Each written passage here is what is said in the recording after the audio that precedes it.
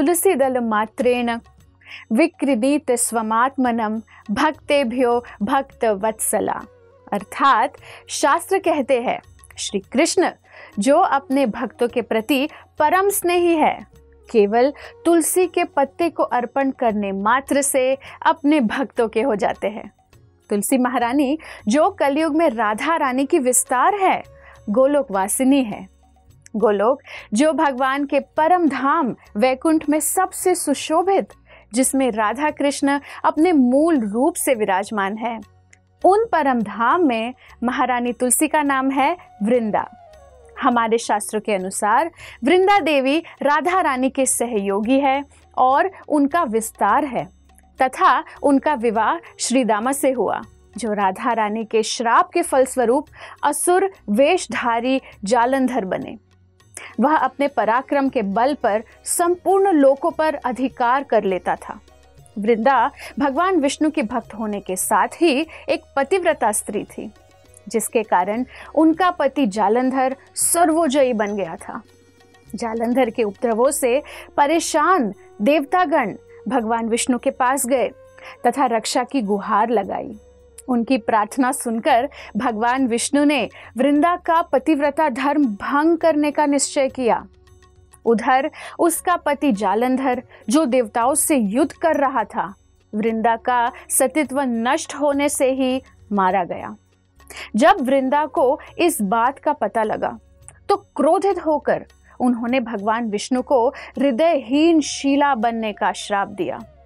यह देखकर सभी देवी देवताओं ने वृंदा से प्रार्थना की कि भगवान विष्णु को श्राप मुक्त कर दो।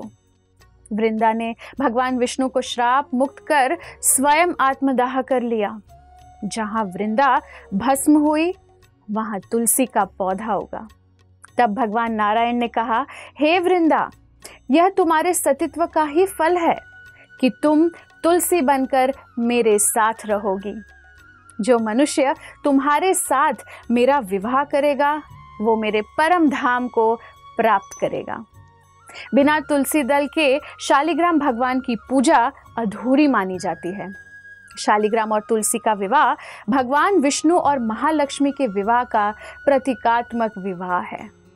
एक बार एक भक्त ने श्री चैतन्य महाप्रभु जी से पूछा कि वास्तव में वैष्णव भक्त के लक्षण क्या होते हैं।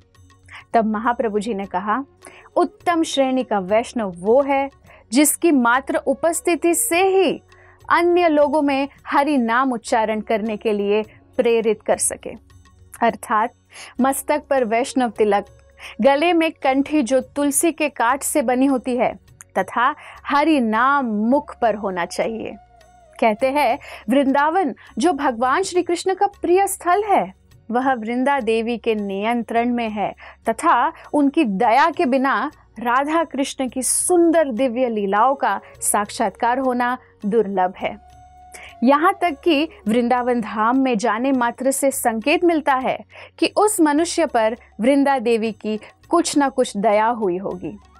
स्कंद पुराण के अनुसार जो मनुष्य तुलसी के पौधे को प्रणाम करते हैं, उनके पाप पूर्ण गतिविधियों का तुरंत ही नाश हो जाता है।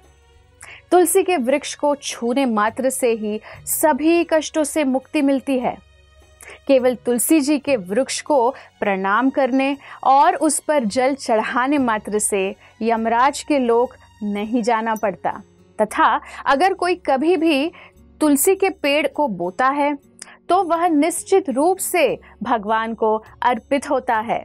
और जब तुलसी के पत्ते कृष्ण भगवान के चरणों में चढ़ाए जाते हैं तो भगवान कृपा सिंधु की भक्ति स्वतः प्राप्त होती है। अर्थात तुलसी हर तरह से शुभ है। केवल प्रार्थना करने से, प्रणाम करने से, उनको स्पर्श मात्र करने से तथा उस वृक्ष को बोने से भी वह मनुष्य के लिए वैकुंठ के बराबर रहने समान है। कहते हैं प्रायः पूजन में बासी फूल नहीं चढ़ाए जाते, पर तुलसी दल कभी बासी नहीं होते।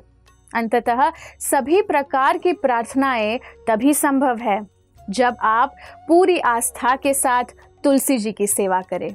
पद्म पुराण के अनुसार नर्मदा दर्शन, गंगा स्नान और तुलसी स्पर्श यह तीनों समान पुण्यकारक है। आइए हम सभी मिलकर प्रेम से श्री तुलसी महारानी और भगवान शालिग्राम जी के सुंदर विवाह के अवसर पर इस पवित्र कार्तिक मास में अधिक से अधिक हरि नाम का उच्चारण करते रहे तथा भगवान कृष्ण की सेवा भक्ति पाने के लिए उनसे आशीर्वाद प्राप्त करें। धन्यवाद। हरे कृष्णा। ऐसे ही और भक्तिमय कार्यक्रमों के लिए देखिए हरे कृष्णा टेलीविजन और इसे प्राप्त करने के लिए आप अपने केबल अथवा DTH ऑपरेटर से संपर्क करें तथा और अधिक जानकारी के लिए आज ही डायल करें 7666 839 839।